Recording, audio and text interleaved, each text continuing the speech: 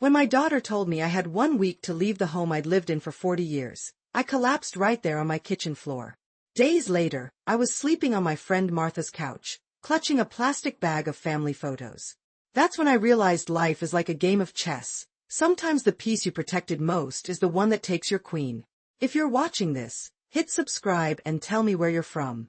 Because trust me, this story twists more than a hurricane hitting a trailer park. My name is Clara Williams. I'm 68 years old, and until 3 weeks ago, I thought I knew what heartbreak felt like. I was wrong. I'd been a widow for 23 years.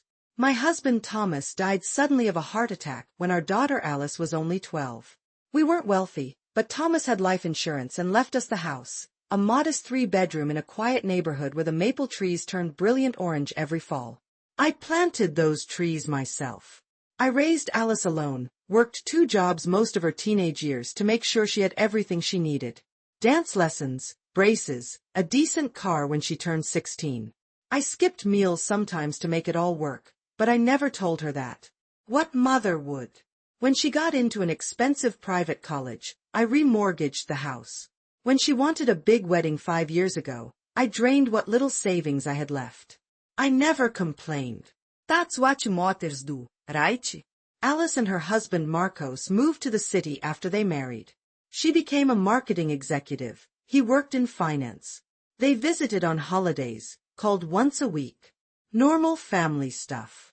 I was proud of her success, even if I didn't quite understand her world of business meetings and networking events. Last month, Alice called to say they were coming for the weekend. We have something important to discuss, Mom, she said. Her voice sounded different. Tighter somehow. I assumed they were going to tell me they were having a baby. I spent the whole week cleaning the house, preparing the guest room, baking Alice's favorite lemon squares. They arrived on Friday evening. Alice barely ujed-me. Marcos vou do temite maiais. We sat at the dining room table, the same table where I'd helped Alice with her homework, where we'd celebrated birthdays and Christmases for decades. Mom, Alice said, setting down her fork. We need to talk about your living situation. Script part separator ===. My living situation. I remember repeating those words, completely confused. I was sitting in my own home, the home I'd maintained for 40 years. The thing is, Alice continued, folding her napkin with precise movements, Marcos and I have been talking. This house is too big for just you. The stairs are getting dangerous at your age. The maintenance is expensive. Marcos nodded, still avoiding my gaze. Property values in this neighborhood have skyrocketed, Clara. It doesn't make financial sense for you to stay. My fork clattered against my plate. I don't understand. This is my home. Actually, Alice said, sliding a folder across the table, the house is in both our names. Dad left it that way in his will. Isterde her, stunt. Thomas had never mentioned this arrangement to me. In 23 years, I'd handled every mortgage payment, every repair, every property tax bill. We found a wonderful senior community, Alice continued, her voice taking on that patronizing tone people use with children. It's affordable, safe, and you'll have friends your own age. The brochure she handed me showed smiling gray-haired people playing bingo. The rooms looked like hospital waiting areas with flowery curtains. This is 30 miles away, I whispered, my hands trembling. We've already put a deposit down, Marcos said, finally looking at me. They have an opening next week. Next week. My voice cracked. You expect me to leave my home in a week? Alice reached across the table, her manicured fingers patting my hand. Mom, be reasonable. Marcos and I need to move back here. His company is opening an office nearby, and the commute from the city is killing him. Plus, we're planning to start a family soon. That's when I understood. My daughter wasn't concerned about my safety on the stairs. She wanted my house. The house her father and I had bought. The house I'd sacrificed everything to keep. The movers come Friday, she said, as if it was already decided. They'll pack what you need. The rest we'll sort through later. Script part separator I felt like I was drowning at my own dinner table. The walls of my home, the home where I'd nursed Alice through chickenpox and teenage heartbreaks, seemed to close in around me. "This is my house," I said, my voice stronger than I expected. "I've lived here for 40 years. I've paid every bill, made every repair." Alice's smile tightened. "Mom, you're being emotional. Dad left the house to both of us. I've let you live here all these years, but now we need it. Let me live here, in my own home. Your father never told me the house was in your name too." "Well, it is," Marcos cut in. "We have the paperwork right here." He tapped the folder with one finger. "The deed has both your names. And as Alice's husband, I have rights too." I felt sick. "I need to see Thomas's will." Alice and Marcos exchanged glances. "That's ancient history, Mom," Alice said, waving her hand dismissively. "The point is, we've made arrangements. The senior place needs an answer by Monday." I stood up, my legs shaking. "I need some air." Outside on the porch, I gulped the cool evening air. The maple trees I'd planted swayed in the breeze. How could Thomas have done this? How could he have left me so vulnerable? And Alice, my baby girl, how could she throw me away like yesterday's newspaper? My neighbor Ed was walking his dog. He waved, and I automatically waved back, wondering if he'd be my neighbor much longer. Would I ever sit on this porch again, watching the seasons change? When I returned to the dining room, Alice was clearing plates while Marcos typed on his phone. "Mom," Alice said without looking up, "be practical. You can't afford the property taxes anymore. This neighborhood has gotten too expensive for someone on Social Security."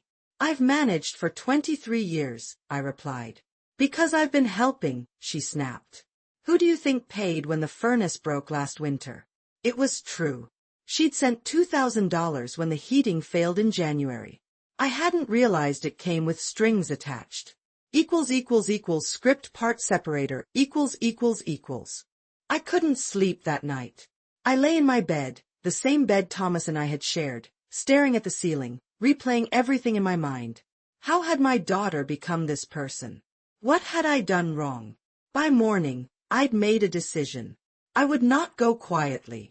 When Alice came downstairs in her silk pajamas, I was already at the kitchen table with a pot of coffee. "I'd like to speak to a lawyer before I make any decisions," I said calmly. Alice's face darkened. "Mom, there's no point wasting money on lawyers. The situation is clear.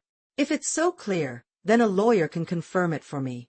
Marcos appeared, dressed in running clothes. "Everything okay?" "Mom wants to get lawyers involved," Alice said, rolling her eyes. "Clara," Marcos said with forced patience, "that would be an unnecessary expense. We've already consulted our attorney. The house is jointly owned. Alice has every right to sell it." "Sell it?" I gasped. "You said you wanted to live here." They exchanged glances again, that secret married couple communication that excluded me. "We're considering all options," Alice said carefully. "The market is excellent right now." My stomach dropped. They weren't just taking my home, they were going to sell it to strangers. Erase every memory it held. "I need time," I managed to say. "We've given you a week," Marcos replied. "That's generous." Generous? I wanted to scream.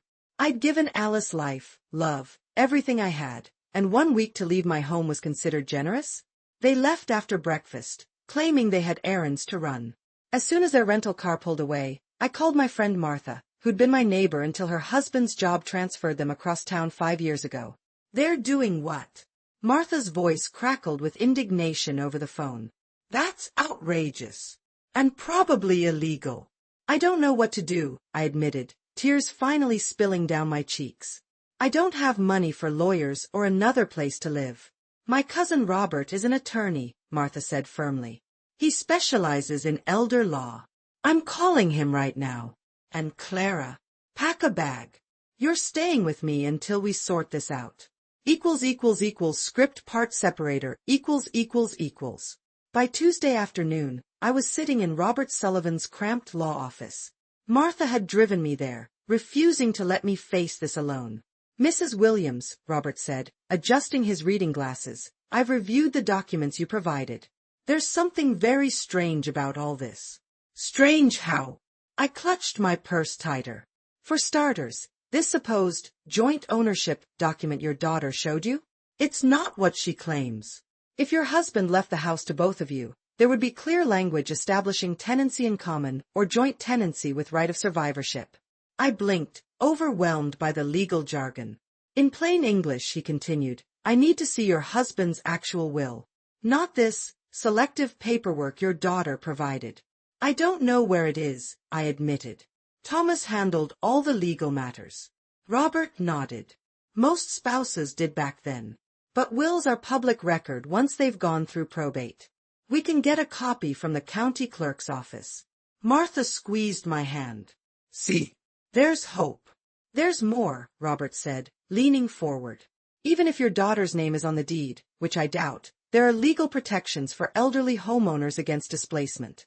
Plus, if you've been paying all expenses and taxes for decades, you've established equitable interest. For the first time in days, I felt a flicker of hope. And one more thing, Robert added, his expression darkening. What your daughter and son-in-law are attempting could potentially constitute elder abuse. Financial exploitation of seniors is taken very seriously these days. Elder abuse? I echoed. The words felt wrong in my mouth. But she's my daughter. Unfortunately, Mrs. Williams, family members are the most common perpetrators. As we left his office, Robert handed me his card. Don't sign anything. Don't agree to anything. And most importantly, don't leave your house voluntarily. I'll have the will by tomorrow. Script part separator ===. When I returned home, Alice's rental car was in the driveway. My hand trembled as I turned my key in the lock. Where have you been? Alice demanded from the living room. She and Marcos were sitting with a third person, a thin man with wire-rimmed glasses. I was out, I said simply, setting down my purse. Mom, this is Jeffrey Palmer. He's our real estate agent. The man stood, extending his hand. Mrs. Williams, pleasure to meet you. Your home has wonderful potential. I ignored his hand. You're already showing my house? We're just getting ahead of things, Marcos said smoothly. Jeff was giving us an estimate. I haven't agreed to any of this, I said, my voice steadier than I expected. Alice sighed dramatically. Mom, we've been through this. Friday, remember? The movers will be here at 9. Jeffrey looked uncomfortable. Perhaps I should come back another time? No need, Alice said. My mother is just having trouble adjusting. The house will be available next week as planned. Actually, I said, drawing myself up to my full height, it won't. The room went silent. Alice's eyes narrowed. What? I've spoken to an attorney. I'm not leaving my home. Marcos stood up. Clara, let's not make this difficult. Difficult? My voice rose. You're trying to throw me out of my own house with 1 week's notice, and I'm making things difficult? We have rights, Alice snapped. Legal rights. We'll see about that, I said. My lawyer is retrieving your father's actual will tomorrow. The color drained from Alice's face. Marcos put a hand on her shoulder. Perhaps I should go, Jeffrey muttered, gathering his papers. After he left, Alice rounded on me. What lawyer? Who have you been talking to? That's my business, I replied. This is ridiculous, Marcos said. You're wasting money you don't have on lawyers who can't change the facts. What are you so afraid they'll find? I asked. Script part separator ===. Alice's face hardened into something I'd never seen before, a cold, calculating mask that reminded me of strangers, not my daughter. You're being manipulated, Mom, she said, her voice dangerously quiet. Whatever lawyer you found is taking advantage of an elderly woman. I'm 68, not 98, I snapped back. And I'm not leaving my home. Marcos stepped between us. Clara, be reasonable. The retirement community has activities, medical staff on site. I don't need medical staff. I'm perfectly healthy. For now, Alice muttered. But what happens when you fall down those stairs? When you can't maintain this place anymore? I looked around at my immaculate living room, which I'd vacuumed just yesterday. I'm managing fine. We're trying to help you, Marcos insisted, his voice softening. We care about your future. If you cared about my future, you'd have discussed this with me months ago. Not ambushed me with a 1-week eviction notice. Alice threw up her hands. This is pointless. The decision is made. Not by me, I replied. Mom, I don't think you understand your situation. Alice's voice had that patronizing tone again. Dad left this house to both of us. I've let you stay out of kindness, but legally, let me stay. My voice rose. I paid off the mortgage. I've handled every repair, every tax bill, every utility payment for 23 years. With my help, Alice countered. Occasional help doesn't buy you my home. I was shouting now, something I'd rarely done in my life. Marcos checked his watch. We have dinner reservations. We'll continue this discussion tomorrow when everyone's calmer. As they headed for the door, Alice paused. The movers are still coming Friday. Be packed or not, it's your choice. After they left, I sank onto the sofa, trembling with anger and fear. The house felt different suddenly, less like a sanctuary and more like contested territory. I didn't sleep that night either. Script part separator ===. The next morning, Robert called. His voice hummed with excitement. Mrs. Williams, I found the will. Can you come to my office today? 2 hours later, I sat across from him as he spread documents across his desk. Your husband's will is quite clear, Robert said, tapping a page with his pen. The house was left solely to you, not jointly to you and Alice. But the papers Alice showed me were either fabricated or misrepresented. Robert pushed his glasses up. There's something else. I did some digging into your son-in-law's background. My stomach tightened. What about Marcos? He's in serious financial trouble.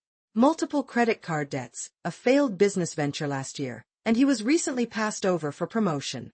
Alice never mentioned any of this. There's more. The company he claimed is opening a local office? They've filed for bankruptcy protection. The pieces fell into place.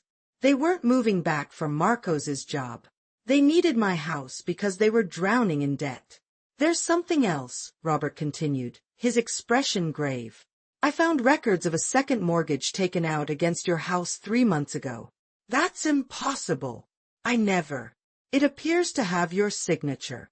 He slid a document toward me. Is this your handwriting? I stared at the looping signature. It looked like mine, but I'd never signed this. No. Someone forged this. I suspected as much. This is forgery and fraud, Mrs. Williams. Serious crimes. I felt dizzy. My own daughter. I've scheduled an emergency hearing for tomorrow morning.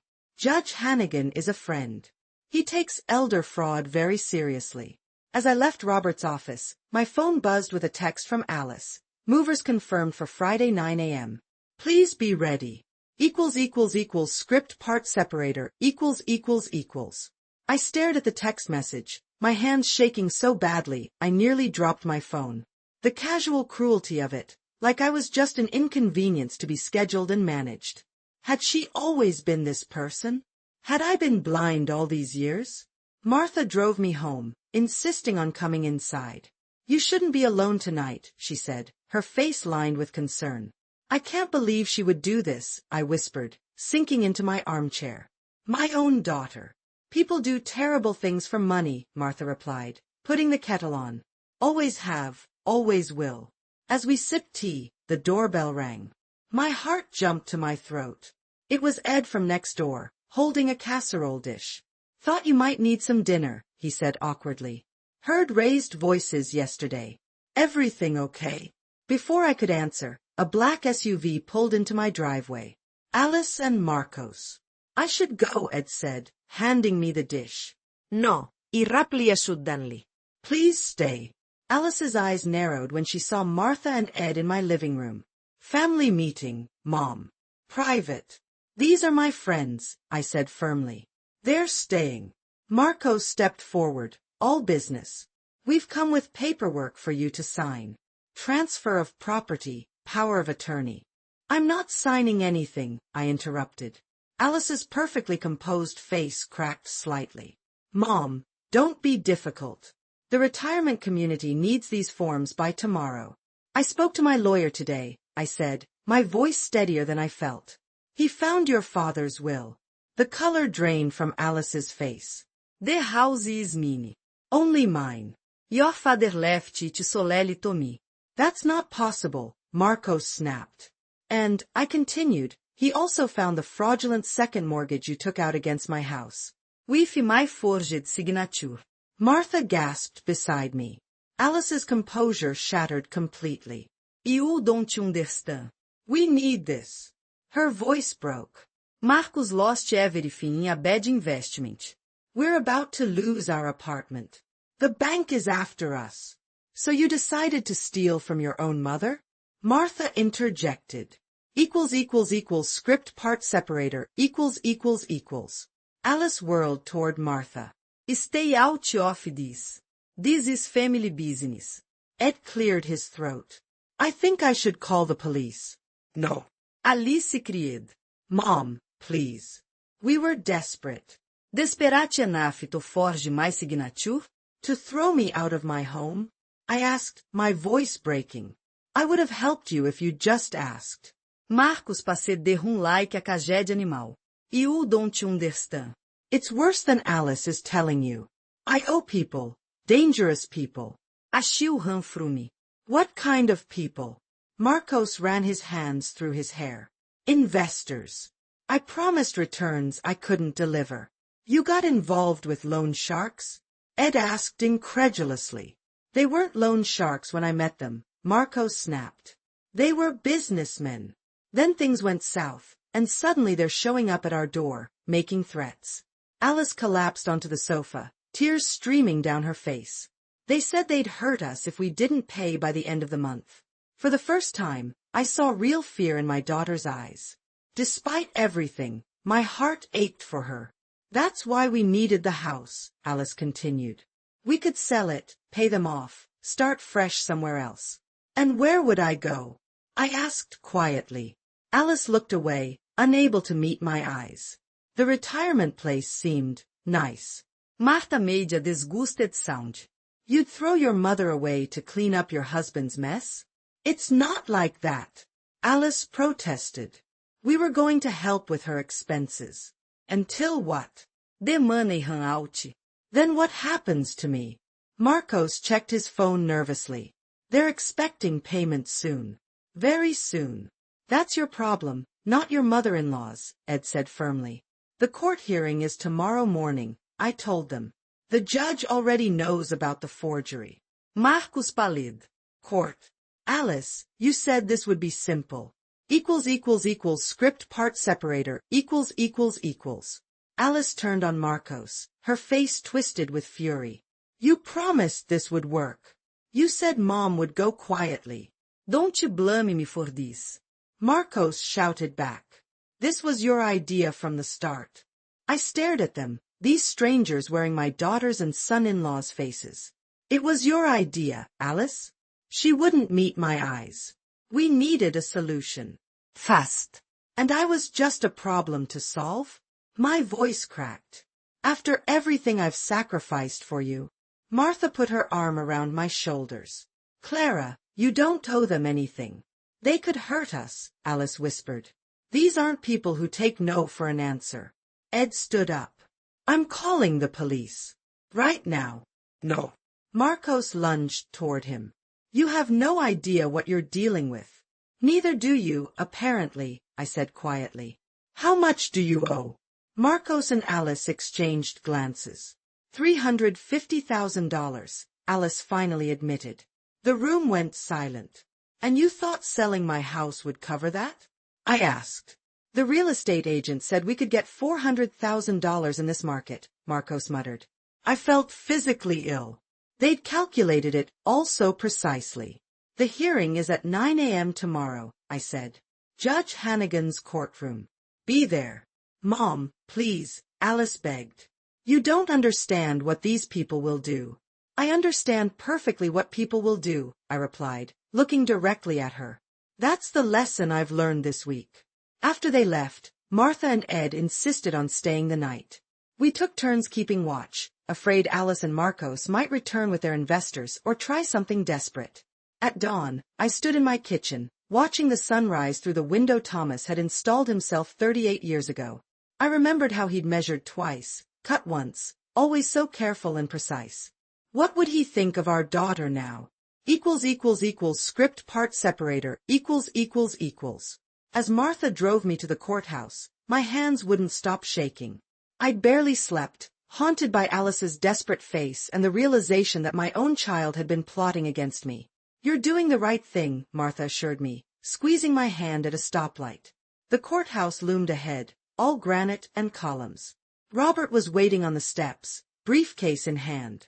They're already inside, he said quietly. With their attorney. Judge Hannigan was a stern-faced woman in her 60s with silver hair and piercing eyes. She reviewed the documents silently while we all sat in tense anticipation. Mrs. Williams, she finally said, these allegations are extremely serious. Forgery, elder financial abuse, attempted fraudulent property transfer. Alice wouldn't look at me.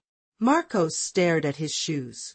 Your Honor, their attorney began, my clients admit poor judgment but were acting under extreme duress. Save it, Judge Hannigan interrupted. I've seen the evidence. Mrs. Williams, what outcome are you seeking today? All eyes turned to me. I'd rehearsed this moment all night, but now the words caught in my throat. I took a deep breath. I want my house secured in my name only. I want the fraudulent mortgage cancelled. And I want a restraining order. Alice gasped. Ma'am, no. Against your own daughter? Judge Hannigan asked quietly. Until I can trust her again, I replied, my voice surprisingly steady. She and her husband conspired to steal my home. I need protection. Your Honor, Alice's attorney interjected, my clients are facing serious threats from creditors. Their safety is at risk. That's a matter for law enforcement, Judge Hannigan replied coldly. Not an excuse for defrauding your mother. She shuffled some papers, then looked directly at Alice and Marcos. I'm granting Mrs. Williams' requests in full. Additionally, I'm referring this case to the district attorney for potential criminal charges. Criminal charges? Alice whispered, her face ashen. Forgery and elder abuse are crimes, Mrs. Reyes, the judge stated flatly. You should be grateful your mother isn't pursuing them directly. Script part separator equals. As we left the courtroom, Alice lunged toward me. Mom, please. You don't understand what you've done. Robert stepped between us. Mrs. Reyes, I suggest you not approach my client. Marcos stood frozen, his face a mask of panic. They'll be at our apartment tonight. We have nowhere to go. For a moment, I felt a flicker of the maternal instinct that had guided my life, the urge to protect my child at all costs. But then I remembered the cold calculation in her eyes when she'd planned to throw me out of my own home. You should go to the police, I said quietly. Tell them everything. The police can te protect us. Alice cried, mascara streaming down her cheeks. Martha took my arm. Let's go, Clara. This isn't your problem anymore. As we walked away, I heard Alice call after me, Mom. Don't leave us like this. Those words, so similar to what she'd planned for me, struck me like a physical blow. That night, alone in my house, I sat in Thomas's old armchair, turning my wedding ring around and around on my finger. The phone rang repeatedly. Alice. I let it go to voicemail. Her messages grew increasingly desperate. They're outside our apartment. We have nowhere to go. Please, Mom. Around midnight, I finally called back. If you go to the police right now, I said when she answered, sobbing, I'll let you stay in the guest room. For 3 days. That's it. The next morning, 2 police officers accompanied Alice and Marcos to my door. They'd filed official reports against their investors, who turned out to be connected to a known loan shark operation. We'll need protective custody for a while, one officer explained. Until arrests are made. I looked at my daughter, red-eyed, disheveled, broken. The guest room is ready, I said. 3 days. As they carried their hastily packed bags upstairs, I noticed Marcos was limping. Alice had a bruise on her wrist. Va te ver revendida imagina isso dele felt rolo. They stayed for 3 days as agreed, but those were the most uncomfortable 72 hours of my life. We moved around each other like ghosts, the weight of betrayal hanging between us. Alice tried twice to apologize, but her words rang hollow. She was sorry they got caught, sorry their plan failed, sorry they needed my help. Not sorry for what they'd actually done. On the third day, a detective came to update them. 2 arrests had been made, but they recommended Alice and Marcos leave town until the case was closed. "We're moving to my cousin's in Arizona," Alice told me as they packed their car. "Marcos has a job lead there."